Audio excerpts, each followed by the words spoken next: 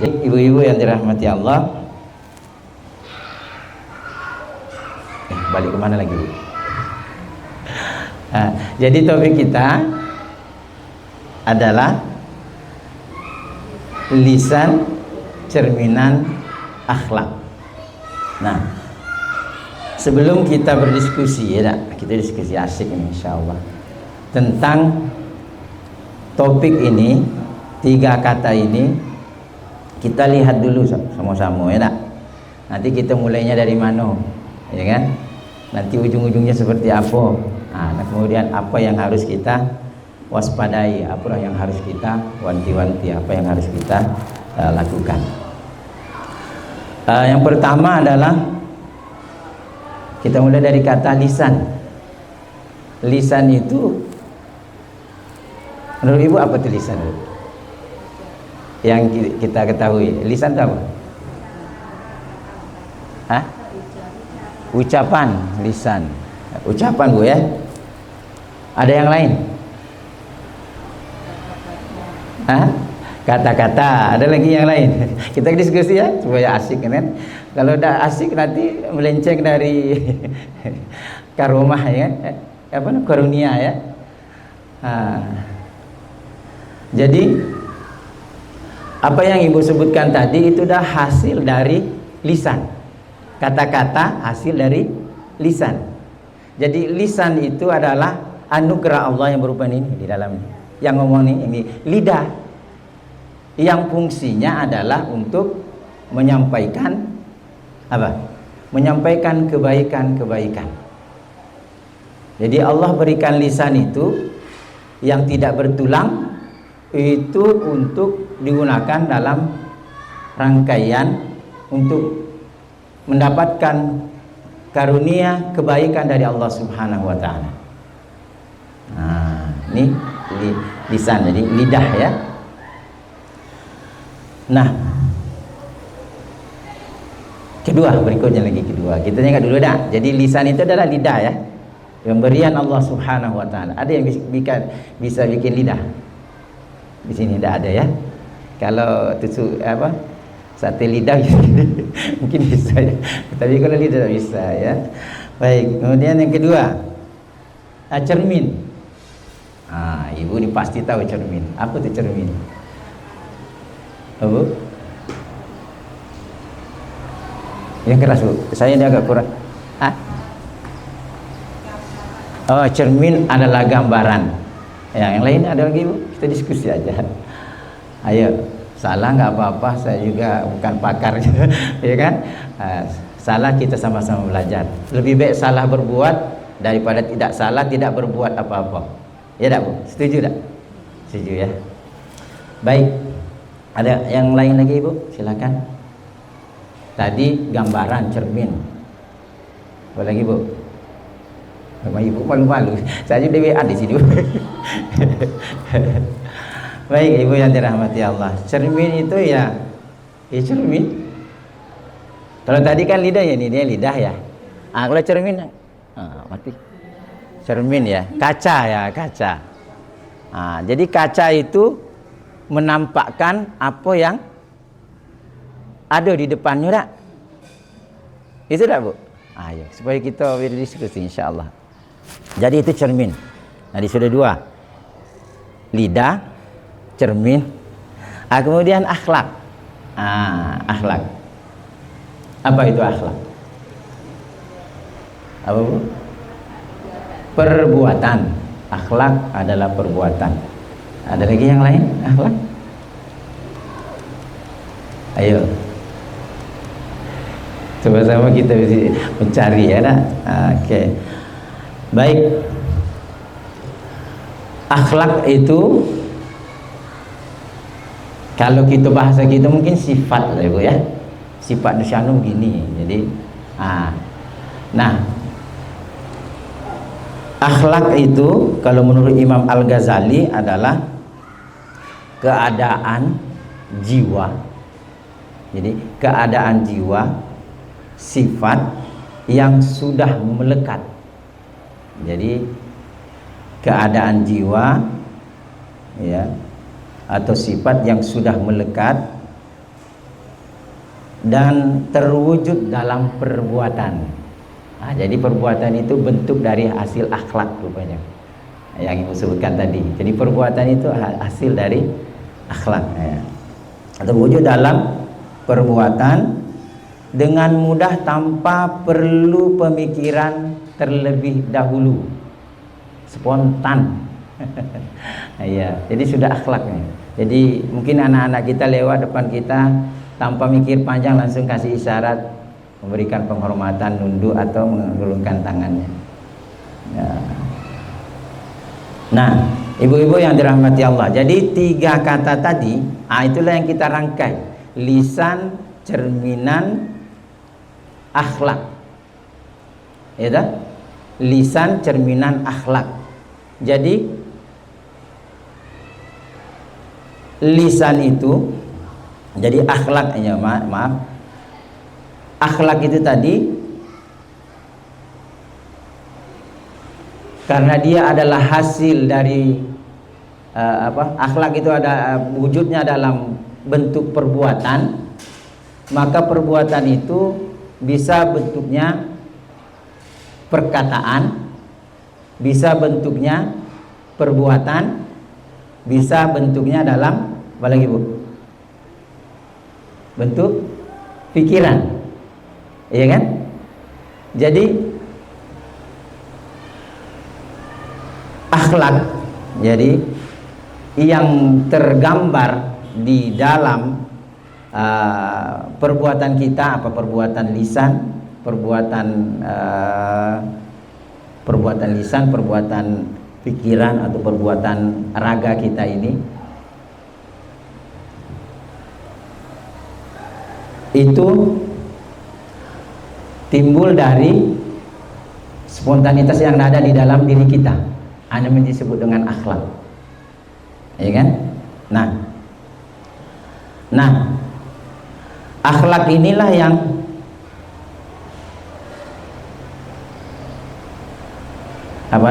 timbul, yang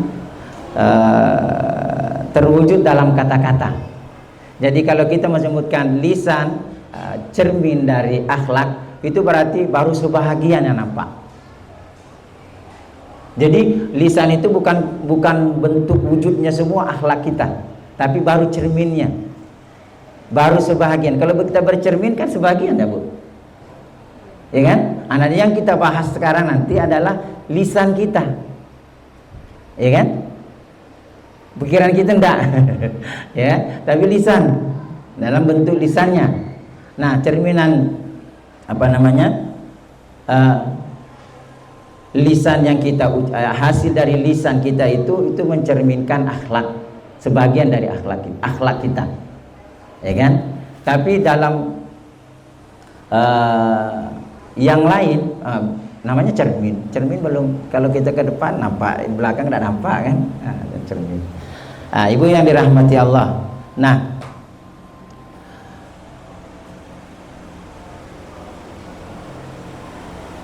jadi kita kembali, jadi kita harus kalau supaya lisan kita mencerminkan akhlak ini, maka sumber yang harus kita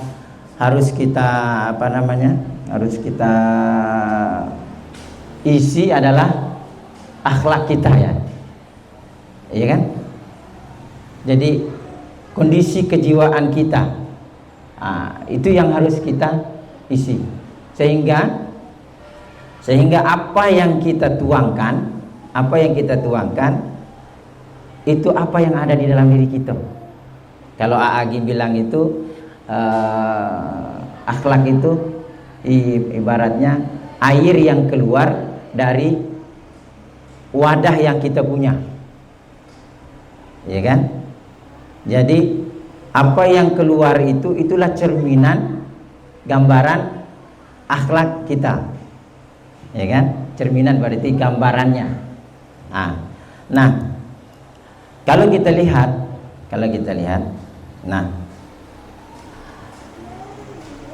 akhlak ini adalah satu hal yang menjadi tugas Rasul Sallallahu Alaihi Wasallam. Innama bu'istu liutammi makariman akhlak. Jadi diutusnya Rasul sallallahu alaihi wasallam itu adalah untuk menyempurnakan akhlak. Nah, akhlak, jadi akhlak kita ya, kalau mengacu kepada Rasul sallallahu alaihi wasallam harus bersumber dari Al-Qur'an. Karena khuluquhu Al-Qur'an, karena akhlak Rasul sallallahu alaihi wasallam itu adalah Al-Qur'an. Jadi yang harus kita isi dalam jiwa kita itu sehingga yang keluar nanti ya, sehingga yang keluar nanti itu adalah nilai-nilai Al-Qur'an. Jadi wajarlah kalau Rasul sallallahu alaihi wasallam sungguh benar ya apa yang disebutkan oleh Aisyah radhiyallahu anha, bahwa Rasul sallallahu alaihi wasallam itu adalah Al-Qur'an berjalan. Jadi kalau mau nengok Al-Qur'an berjalan, lihatlah Rasul sallallahu alaihi wasallam. Jadi terjemahan dari akhlak Rasul sallallahu alaihi wasallam adalah dari Al-Qur'anul Karim. Jadi tidak ada tanpa Al-Qur'an seharusnya kita, kalau kita mengacu kepada Rasul sallallahu alaihi wasallam. Ibu-ibu yang dirahmati Allah. Nah,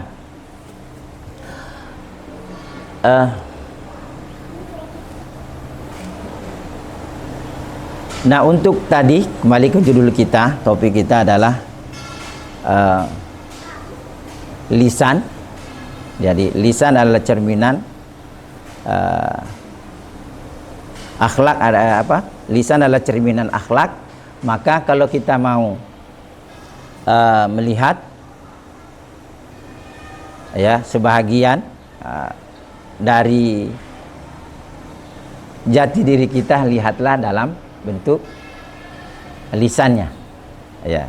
Jadi air beriak tanda tak dalam, mulutmu adalah harimaumu, kata istilahnya ya. Ini mencerminkan menunjukkan bahwa baik. Kasih. Ibu-ibu yang dirahmati Allah. Jadi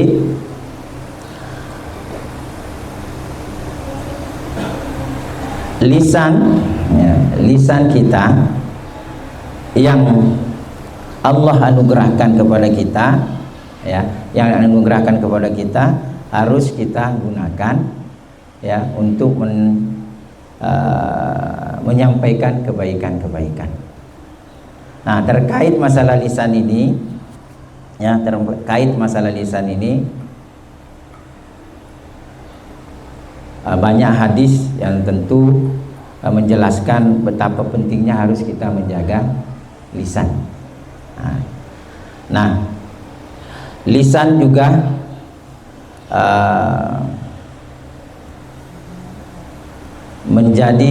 bisa menjadi sumber kebaikan dan sebaliknya. Ya, maka Rasul sallallahu alaihi wasallam itu dalam hadisnya menyebutkan, man kana yu'minu billahi wal yaumil akhir fakul khairan aw liyasmut atau kama qala. Jadi barang siapa yang beriman kepada Allah, maka hendaklah dia berkata baik atau diam, ya kan? Jadi kalau kita lihat tadi hadisnya ini jelas bahwa orang yang beriman itu dia akan selalu berkata baik, dan kalau tidak ada kandungan kebaikan maka dia harus memilih diam. Kenapa? Karena konsekuensinya dari lisan kita, dari hasil lisan kita itu sangat luar biasa. Yang haram bisa menjadi halal. Betul lah. Yang suami istri telurnya haram gara-gara lidah jadi halal. Beda, Bu. saya nikahkan, begitu juga saya terima. Siapa yang bekerja di situ? Lisan kan? Yang dulunya haram bisa menjadi halal, yang dulunya dosa bisa menjadi ibadah. Dahsyatnya lisan. Dan itu cerminan dari keimanan, jadi akhlak, jadi bahagian dari akhlak kita. Nah, ibu-ibu yang dirahmati Allah, dan semua yang kita ucapkan, ya, Allah Subhanahu wa taala di dalam Al-Qur'an surah Al-Qaf itu ayat 18 mengingatkan kita, auzubillahi minasyaitonirrajim, ma yalfidu min qaulin ladaihi raqibun wa atid. Raqibun atid. Jadi tidak ada yang kita ucapkan itu kecuali sudah dicatat oleh raqib dan atid. Jadi nyambung tadi dengan hadis Rasul. Jadi orang yang beriman itu jangan basing ngotah. Jangan sering ngobrol kalau tidak mendatangkan kebaikan. Karena memang fungsi dari lisan itu adalah untuk menebarkan kebaikan. Jangan tebarkan, kalau bahasa sekarang, berita hoax, ya kan? Tapi sebarkanlah berita hak. Ya, hoax dengan hak beda dikit ya. Hoax, hak, ya, yang salah, yang benar.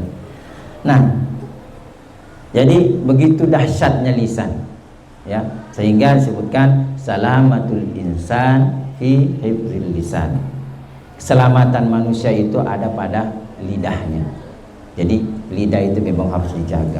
Karena luar biasa, ibu.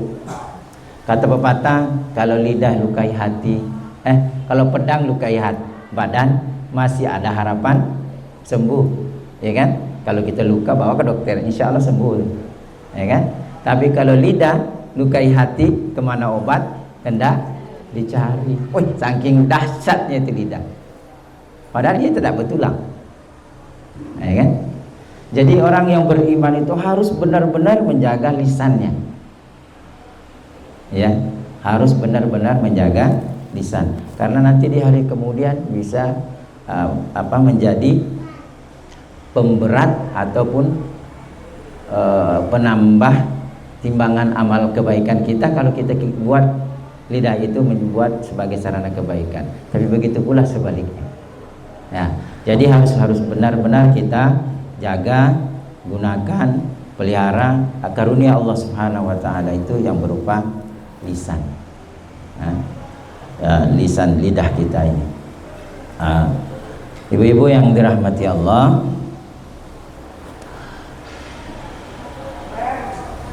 Allah Subhanahu wa taala ya terkait masalah menjaga lisan atau menjaga lidah kita ini, karena ini bisa menjadi sumber malapetaka, bisa menjadi sumber kebaikan, ya kan?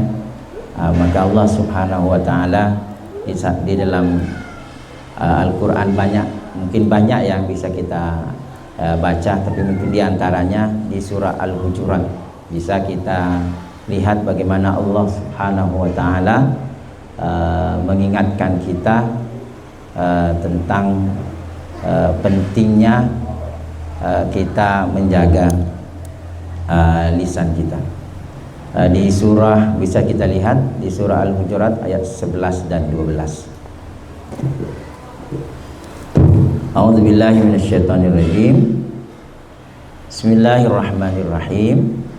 Ya ayyuhalladzina amanu la yaskhar qaumun min qaumin asa an yakunu khairan minhum wala nisa'un min nisa'in asa an yakuna khairan minhun wala talmizu anfusakum wala tanabazu bil alqab bi'sal ismul fusuqu ba'dal iman wa man lam yatub faulaika humuz zalimun. Itu ayat 11. Kemudian ayat 12, ya ayyuhalladzina amanu jtanibu katsiran minadh dhann inna ba'dadh dhanni itsmun wa la tajassasu wa la yaghtab ba'dukum ba'dha ayuhibbu ahadukum ayyakula lahma akhihi maitan fakarihtumu wattaqullah innallaha tawwabur rahim. Nah, ini sebagai pengingat bagi kita. Banyak ayat tentang lisan ya, tentang bagaimana kita harus menjaga perbuatan, hasil dari perbuatan lidah itu. Diantaranya ini ya, Allah Subhanahu wa ta'ala di surah Al-Hujurat ayat 11 Allah mengawali firman-Nya dengan ya ayyuhalladzina amanu. Jadi panggilan Allah Subhanahu wa ta'ala kepada hambanya ya yang beriman. Jadi yang kan disampaikan ini hanya bisa dilakukan bagi orang-orang yang beriman. Ya, kata kuncinya beriman. Ya, kalau tidak beriman, tidak terpanggil pasti. Tapi kalau orang yang beriman pasti terpanggil. Apa itu? Ya ayyuhalladzina amanu la yaskhar qaumun min qaumin. Wahai orang-orang yang beriman, janganlah satu kaum mengolok-olokkan kaum yang lain. Asa an yakuna khairan minhum wala nisa'un min nisa'ihim asa an yakuna khairan minhun. Ya.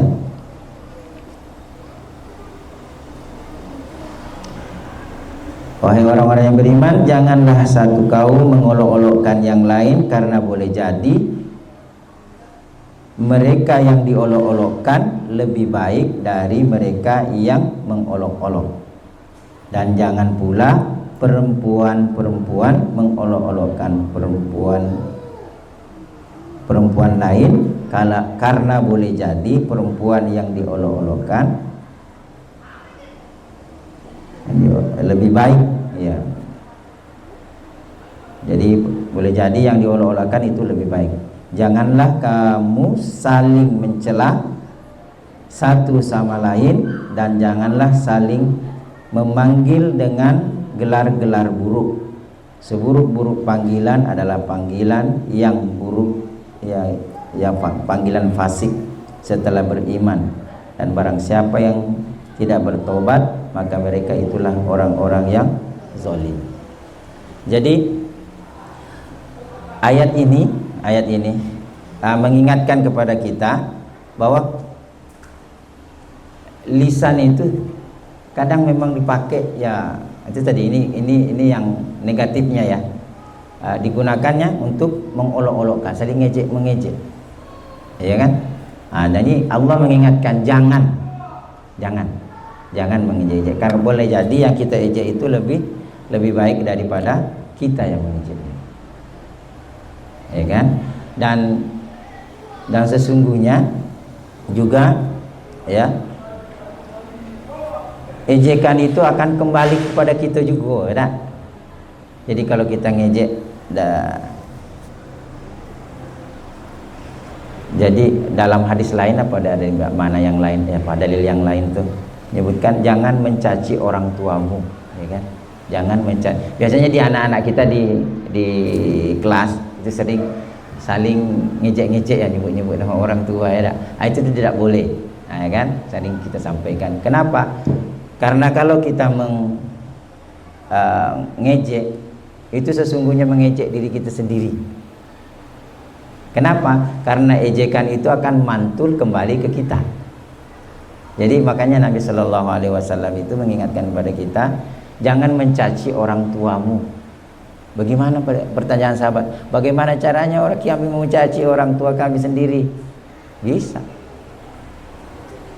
Kamu mengejek orang tua orang lain, nanti orang lain itu membalik ejekan itu kepada kamu. Itulah namanya kita mengejek diri kita sendiri. Kalau kita mengejek orang tua orang lain, berarti kita mengejek orang tua kita juga. Nah, ini Allah mengingatkan kepada kita jangan sampai ini, kalau ini satu kaum nih, jadi satu bangsa mengejekkan satu bangsa yang lain, tidak bisa. Ya, kalau Nabi itu mengingatkan kepada kita, la fadla li arabiyyin ala ajamin illa bittaqwa. Tidak ada kelebihan orang Arab dengan orang ajam itu kecuali takwa. Jadi memang tidak boleh kita mengejek-ejek. Tidak boleh kita menggunakan lisan ini untuk membuat kegaduhan. Terus dia disebutkan di sini, dan janganlah perempuan mengolok-olokkan perempuan lain, karena boleh jadi perempuan yang diolok-olokkan itu lebih baik. Yang menarik ini kenapa perempuan ya, bukan laki-laki. Karena kecerdasan perempuan itu lebih kepada lisan. Ya Bu. Kalau laki-laki itu jarang bisa jadi cerewet. Cara mungkin ada juga lah ya dak.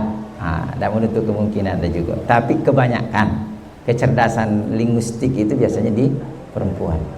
Makanya yang diingatkan ini, jangan sampai kecerdasan itu disalahgunakan. Ya tak? Ngompor-ngompori kepada yang kejelekan, tapi komporilah dalam kebaikan. Ya. Jadi kecerdasan linguistik. Dan sesungguhnya memang kita mungkin yang sudah punya anak atau yang sudah punya cucu, ya tak? Antara laki-laki dengan perempuan itu kecerdasannya beda tak? Mana yang cepat ngomong?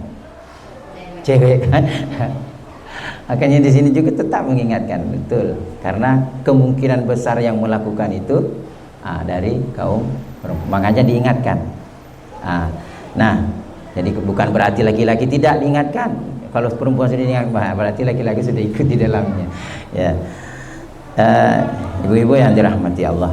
Nah, ini terkait masalah lisan. Jadi Allah sudah mewanti-wanti kita, mengingatkan kita agar kita menjaga betul lisan ini, sehingga lisan kita ini menjadi sumber kebaikan dan bukan sumber malapetaka. Terus kita lihat lagi firman Allah Subhanahu wa taala ini, janganlah kamu saling mencelah satu sama lain, dan janganlah saling memanggil dengan gelar-gelar buruk. Seburuk-buruk panggilan adalah panggilan fasik setelah beriman. Jadi manggil juga harus selektif betul, ya kan? Harus panggilan itu memberikan semangat, jangan mematahkan semangat. Jadi panggilan kita kepada anak, kepada siapapun, terutama kepada ibu-ibu yang punya anak di rumah, ya kan? Karena madrasatul ula adalah rumah. Sekolah pertama itu di rumah. Jadi semangatnya anak itu biasanya di rumah pangkalnya. Maka panggilan itu harus panggilan yang memberikan energi positif kepada anak-anak kita. Dan sungguh sebenarnya orang tua kita itu sangat-sangat berharap kepada Allah Subhanahu wa taala bagaimana kita akan menjadi anak-anak yang diinginkan, tercermin dari nama yang diberikan kepada kita. Jadi doa yang selalu lengket itu kepada kita sebagai anak dari orang tua kita itu adalah nama. Cobalah tanya orang tua, ngapa kita diberi nama ini? Pasti ada harapannya di situ.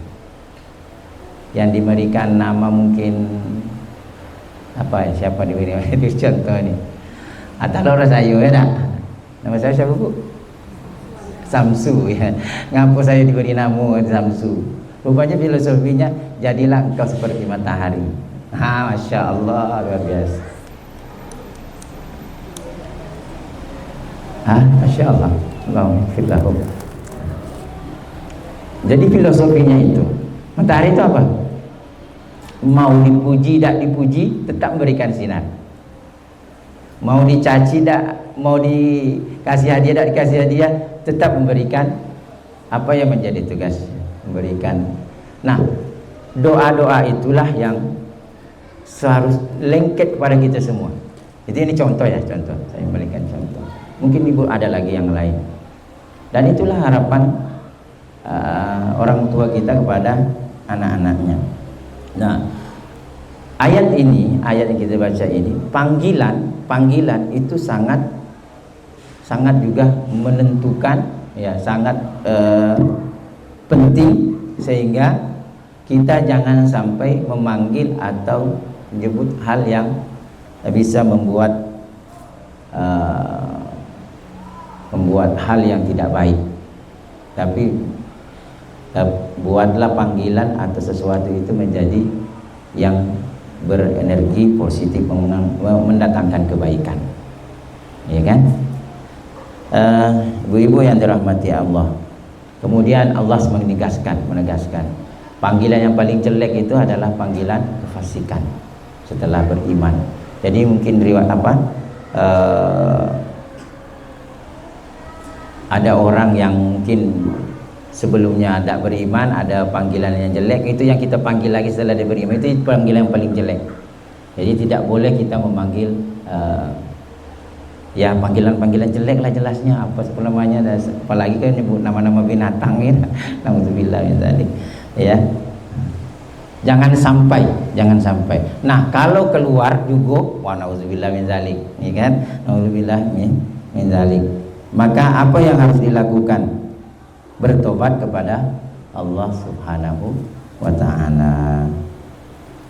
Barang siapa tidak bertobat, maka mereka itulah orang yang zalim. Jadi wa man lam yatub fa ulaika humuz zalimun. Jadi Allah Subhanahu wa taala di dalam ayat ini tahu kita mungkin melakukan kesalahan, mungkin salah panggil, salah memberikan, ya kan?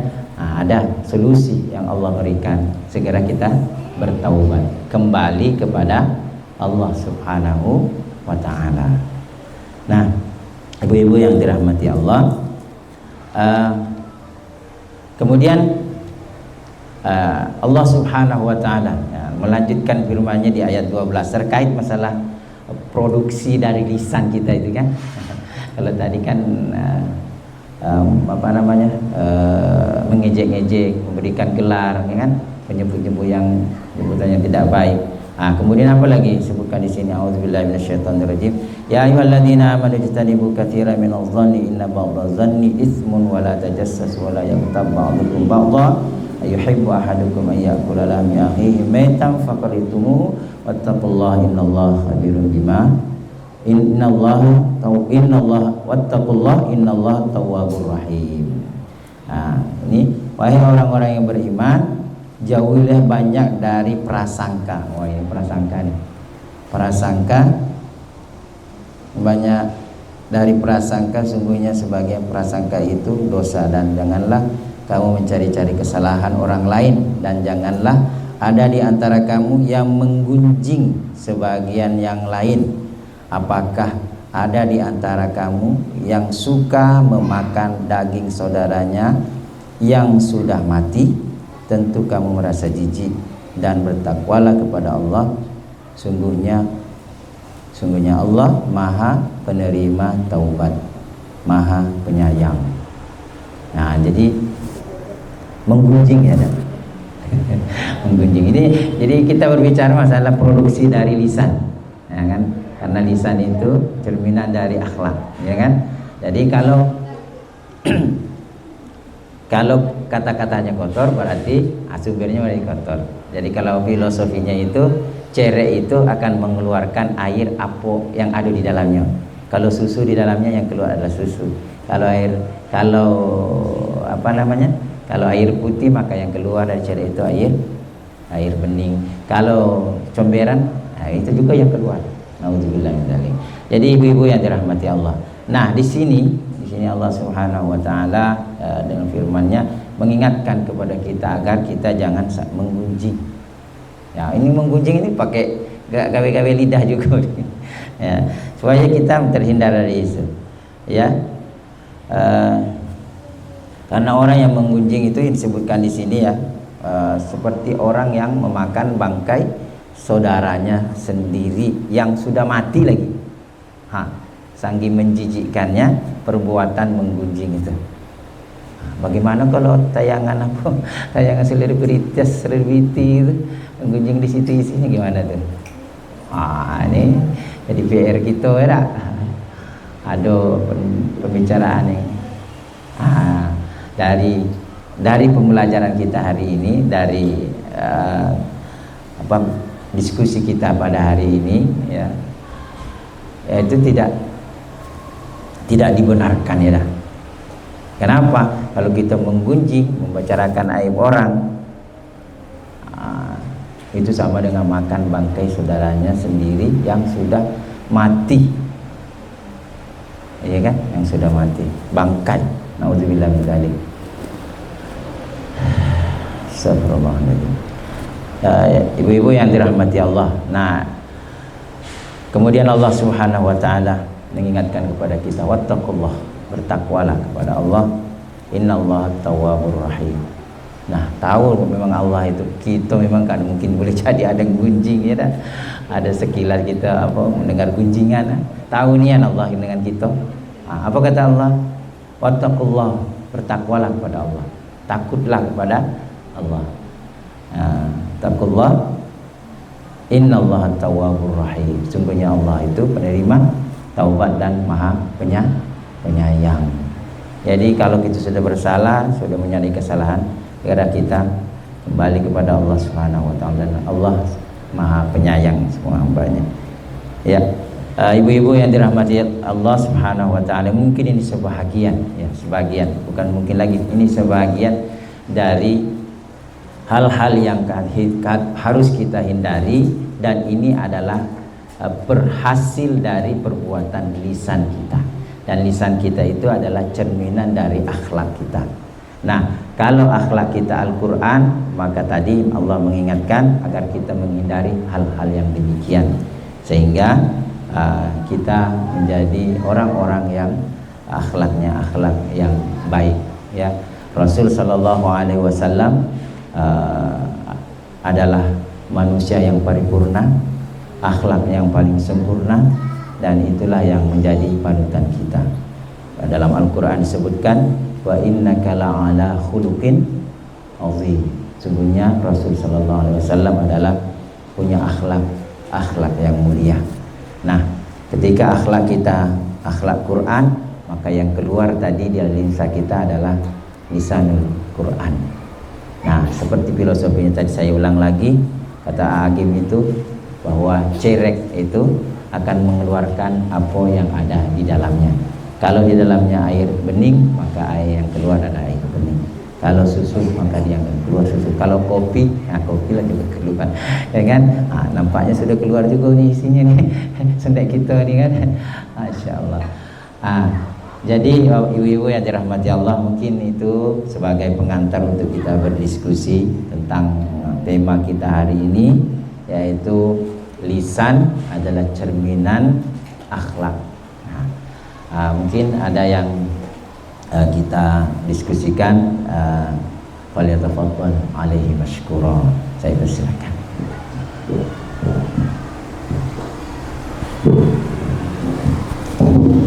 Mana ini? Baiklah, insyaallah hasil kita berhasil hari ini. Kita buka ceritanya jawab dulu ya, sudah boleh? Siapa yang mau bertanya mengenai tema kita pada pagi hari ini?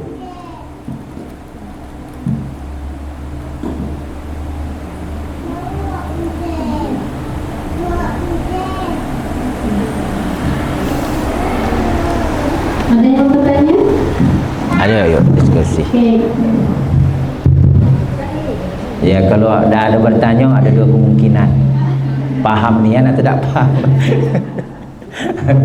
Baik Bu, silakan Ibu ya. Waalaikumsalam warahmatullahi wabarakatuh.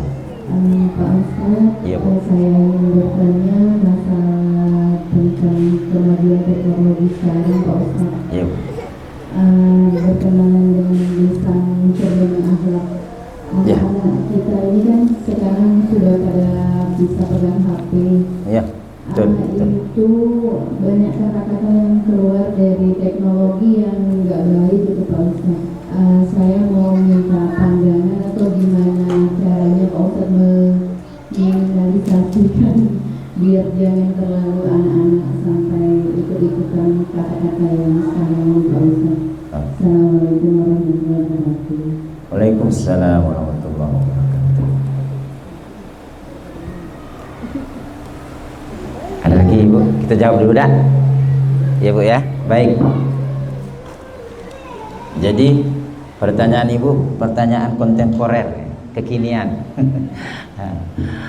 Jadi masalah teknologi.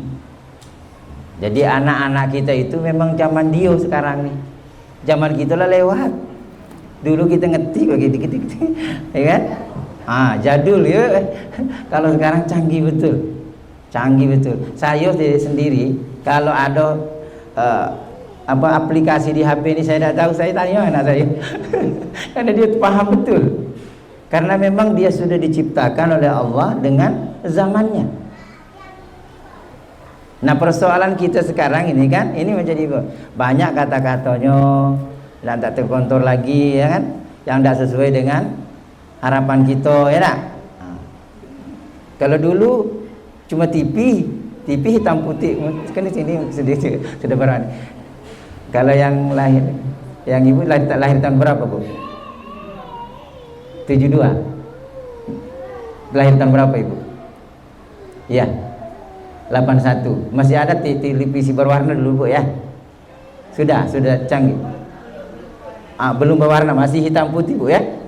Masih hitam putih. Itu pun kalau kita nonton rame-rame betul, ya, Bu. Kayak yang nonton bioskop. Ingat betul.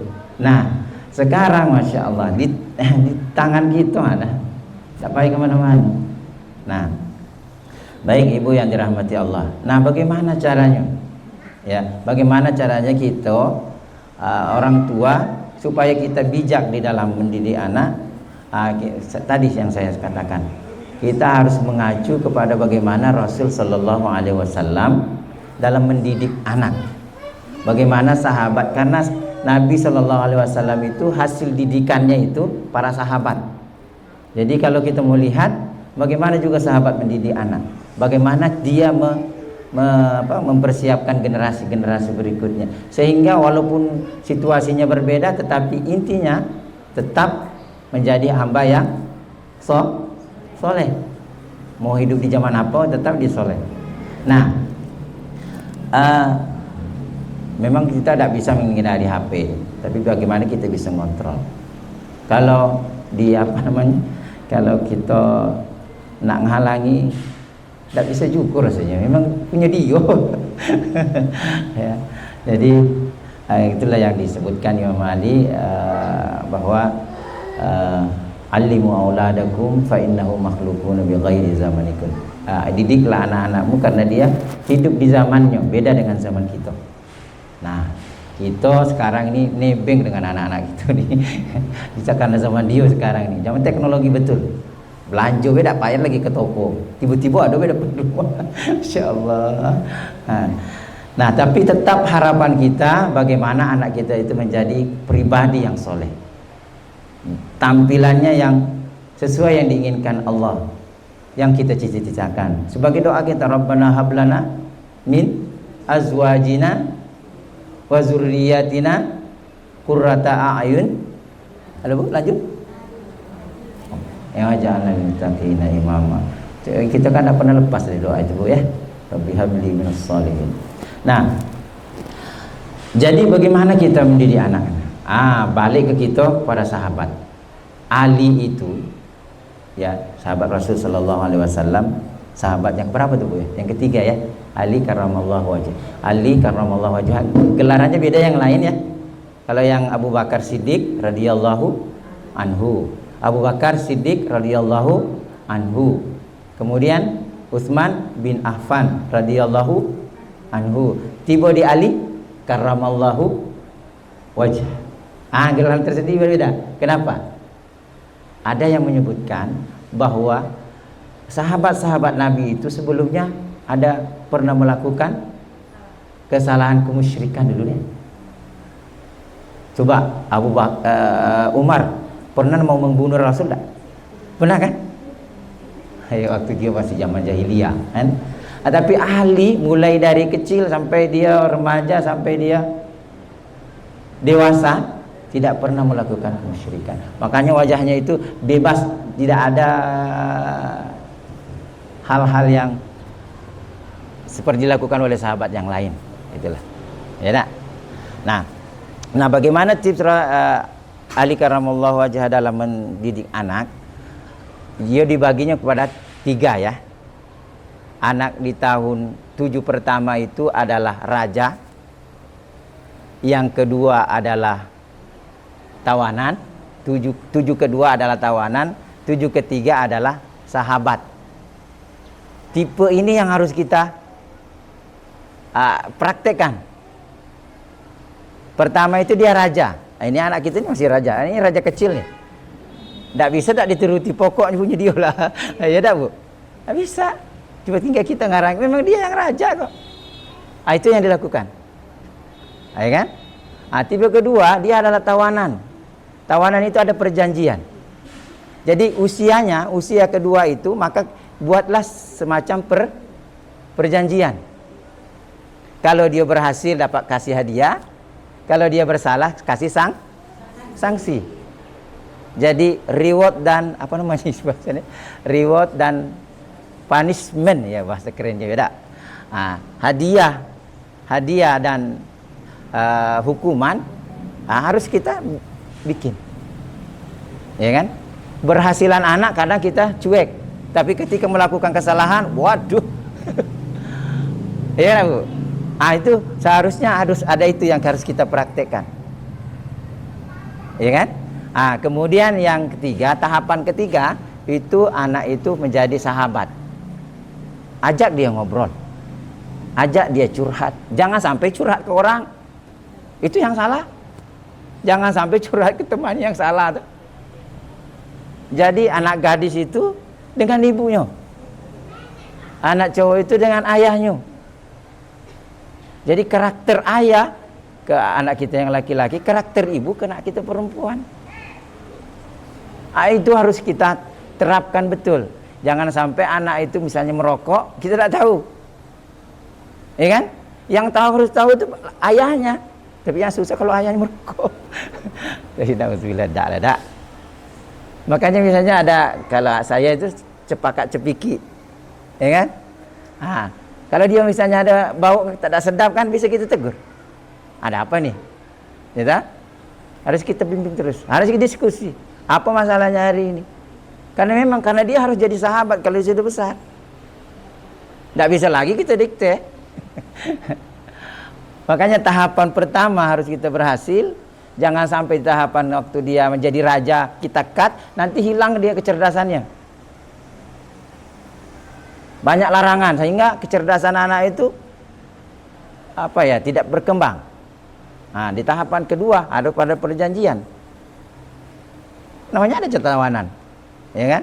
Ada perjanjian. Ini saya belikan ini ada waktunya segini yang harus ditonton gini-gini. Setuju saya beli. Bukan kan begitu. Tapi harus ada komitmen.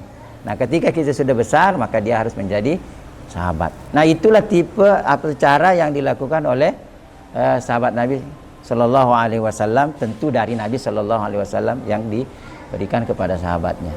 Jadi Allah Ali karramallahu wajhah dalam mendidik anak-anaknya. Jadi kalau zaman kini HP, itu kita terapan itu tadi kita lakukan. Insya Allah.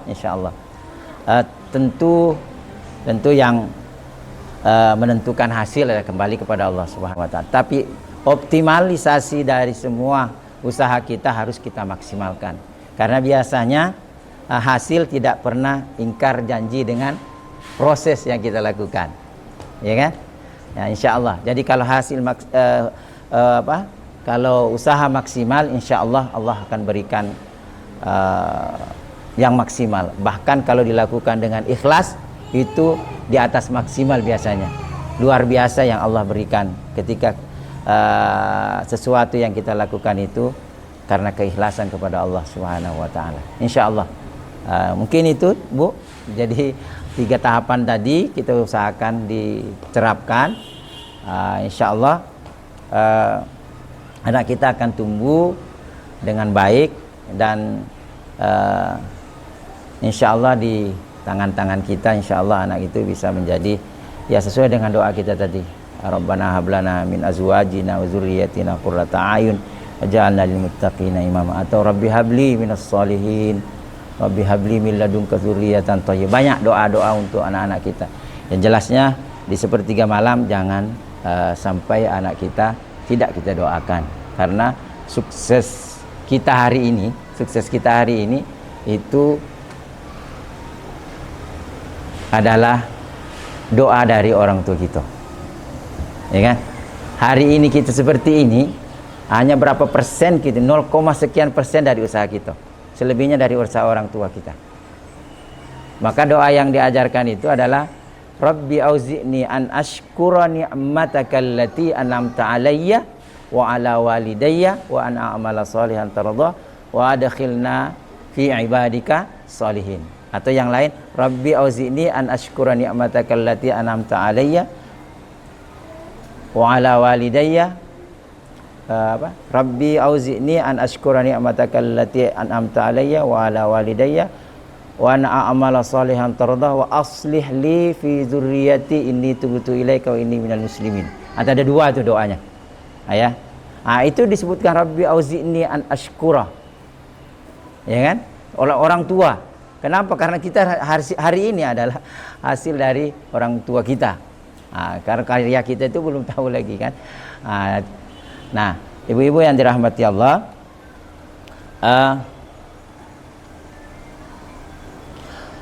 maka kita sebagai orang tua, ya, kita orang tua harus senantiasa kita doakan anak kita, karena sukses anak-anak kita itu ada pada diri orang tuanya, ada pada diri kita yang kita punya anak itu. Ridallah fi ridal walidain, syathullah fi syathul walidain. Keridhaan Allah itu, kesuksesan Allah yang akan berikan kepada kita itu adalah dari keridhaan orang tua kita. Jadi apa yang diingatkan oleh Rasul sallallahu alaihi wasallam, insyaallah itu harus kita menjadikan pengingat bagi kita, agar kita selalu menjadikan anak-anak kita anak kita menjadi anak-anak yang Allah ridhoi, dengan tentu kita memberikan keridhaan.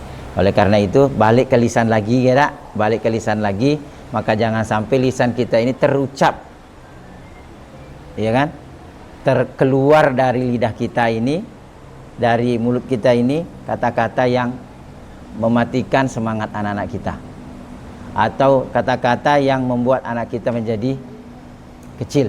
Tapi buatlah anak-anak kita itu dengan hasil lisan kita ini menjadi anak-anak yang punya jiwa besar, yang punya karya besar, insyaallah, dari doa-doa kita. Karena ridallah fi ridal walidain, syatullah fi syatul walidain.